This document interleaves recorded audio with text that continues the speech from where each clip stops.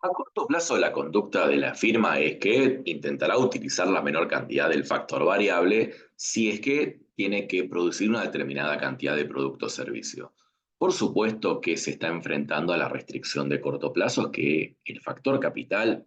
no puede ser modificado, es decir, no se puede incrementar la cantidad de capital físico, tampoco se puede reducir la cantidad de capital físico en el corto plazo. ¿Cuál es el problema entonces que enfrenta esta empresa? Dada una determinada cantidad de capital, si la idea es producir, por ejemplo, Q sub 1, Q sub 1 sería la cantidad de bienes y servicios que quiere producir la empresa,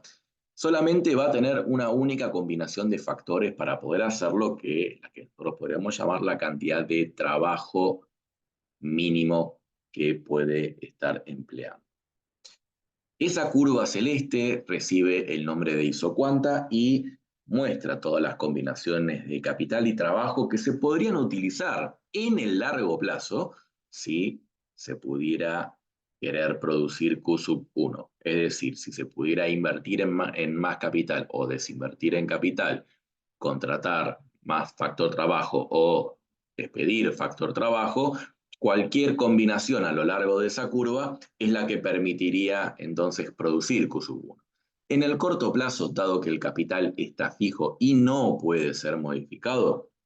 la única alternativa es producir con esa cantidad de trabajo mínimo que aparece en pantalla, que sería equivalente a lo que se ve en una función de producción de corto plazo, cuando decimos que si se quiere producir Q sub 1 unidades, se tiene que elegir esa cantidad de mano de obra. En ese sentido, el problema que tiene que resolver una empresa que quiera producir de forma técnicamente eficiente y al menor costo posible sería elegir la cantidad de factor trabajo que le permita minimizar el costo total de corto plazo, siempre y cuando, por supuesto, se quiera estar produciendo una determinada cantidad. La cantidad, por supuesto, que está determinada por la función de producción y será elegido por la empresa, pero en este caso el factor capital está fijo, es decir, es una restricción que ya la tenemos incorporada dentro del problema de la minimización de costos. De ahí lo que se podría hacer directamente es entonces, a partir de las condiciones de primer orden, encontrar cuál es la cantidad de trabajo que permite entonces producir estas unidades. Será una cantidad que dependerá de la cantidad producida y del factor capital que está fijo. De ahí, cuando nosotros reemplacemos en la función de costo total, tendremos entonces la función de costo total de corto plazo minimizada. Si hacemos un ejemplo, por ejemplo, vamos a poder entonces comprender un poco más. Supongamos una función de producción, que es una función Cobb-Douglas,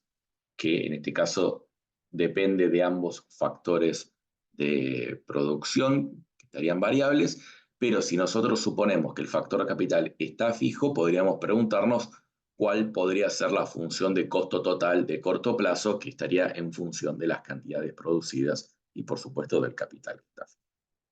Si planteamos el problema que tenemos que resolver, recordemos que el factor capital le vamos a poner una raya por encima, representando que no puede ser modificado, es decir, no es una variable,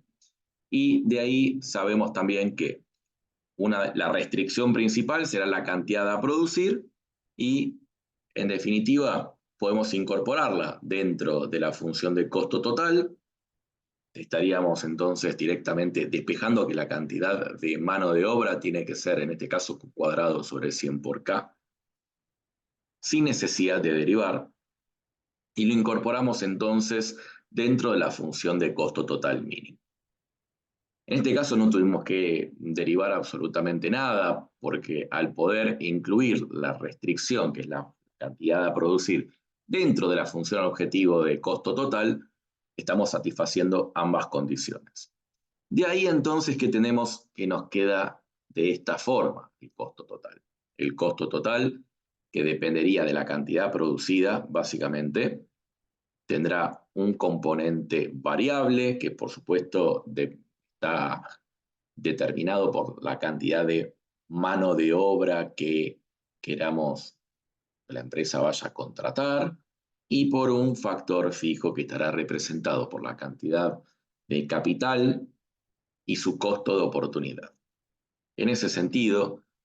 en este problema, si nosotros graficamos tanto el costo variable como el costo fijo tiene la forma tradicional que siempre hemos venido representando, que es básicamente independiente de la cantidad producida.